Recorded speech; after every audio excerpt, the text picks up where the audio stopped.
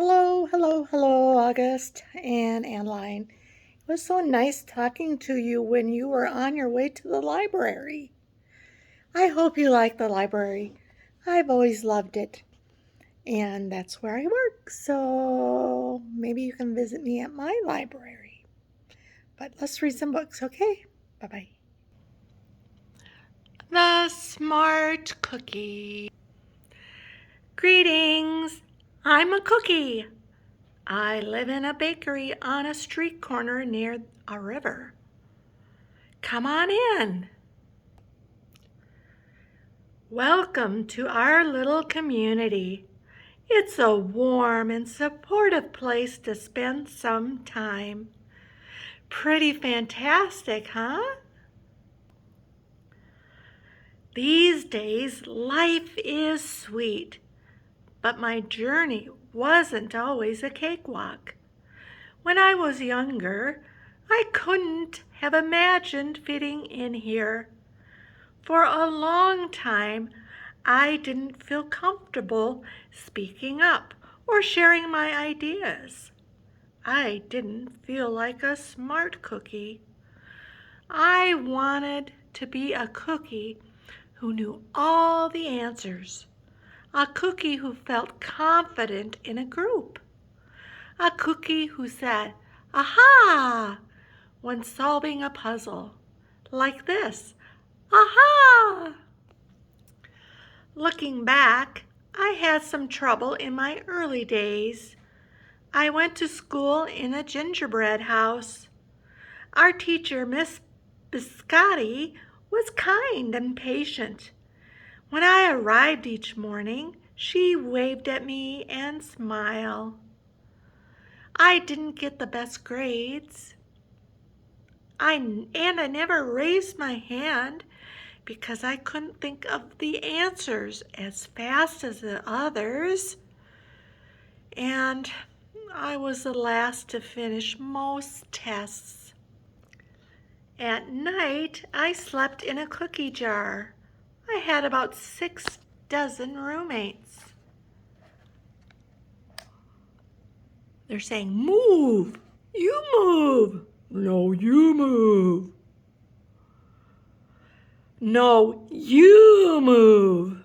That's a lot of people to sleep with, or a lot of cookies. I'd stay awake and stare out the window and worry. And it went this way day after day after day. But then something happened that changed everything. It all started with a homework assignment. Miss Biscotti requested our attention one afternoon.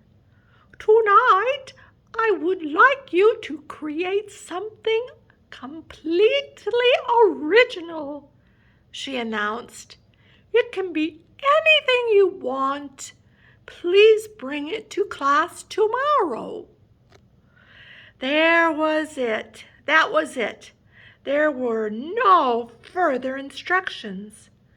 Miss Piscotti winked at me as I gathered my belongings.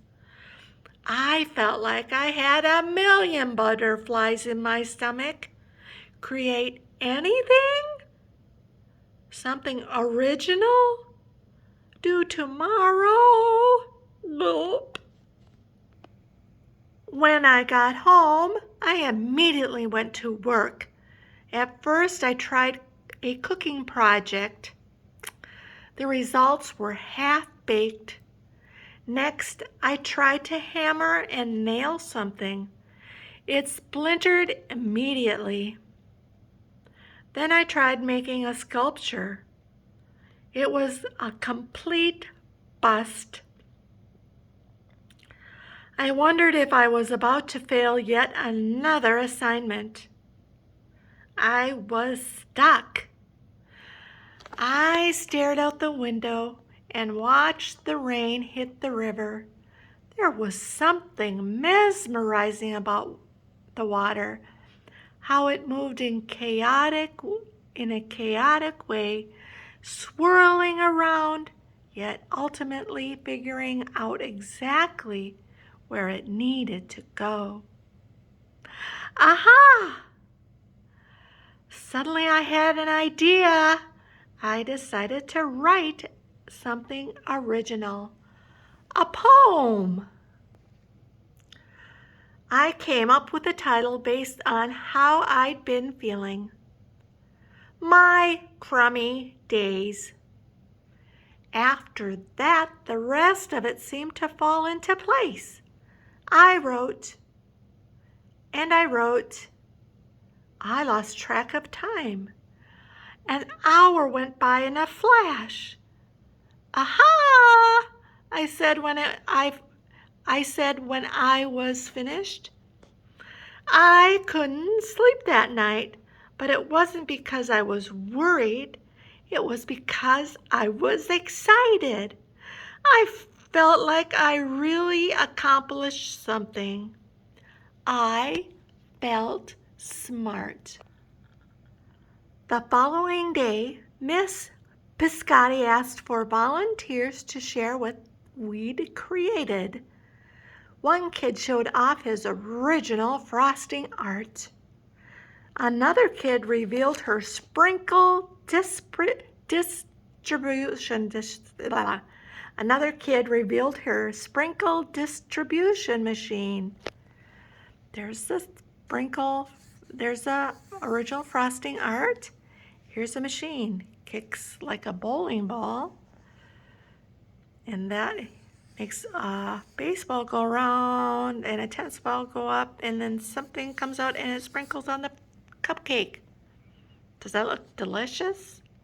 Yum, yum, yum. I like cupcakes. It was neat seeing how everyone was good at such different things. Finally, Miss Biscotti turned to me. "Would you like to share anything?" she asked. Gulp. I gulped. I thought I'd probably crumble under the pressure, but I made my way to the front of the classroom. I noticed my hands were shaking. My mouth went dry. "This poem is called My Crummy Days," I said, with my voice cracking, and then I read it aloud. As I spoke, I noticed some kids nodding at certain times. Other kids laughed at the parts that were supposed to be funny. As I built toward the finale, I felt myself becoming more confident and animated. And in the end, everybody clapped and cheered. I promise you this, I'll never, ever forget it. Miss Biscotti was beaming. No one but you could have written that poem," she said. "It was completely original." Aha! I had done it. I had created something and shared it with the world. Well, my world at least. The rest of the day was a blur. By recess, I was already planning my next poem.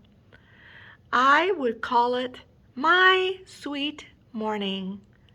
Aha, I thought when I came up with the title. Later that afternoon, Miss Biscotti handed me a note. It said that I should keep on writing, no matter what. That meant so much to me. School was a bit different after that. I wasn't so scared to raise my hand or ask a question or share my work. Sure, some things still don't come as easily for me as they do for others. But now I know that you can be smart in many different ways. You don't have to have the answers to every question or suddenly be great at everything. all at once.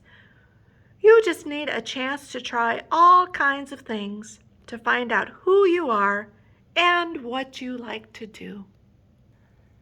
As for me, I learned that I can write and I can think of great ideas. And I found plenty of other things I'm good at too. I no longer feel lost at sea. It's more like floating down a river. And the best part is, there's always more to learn. And this banner says Poetry Night. Because we're all smart cookies. The end.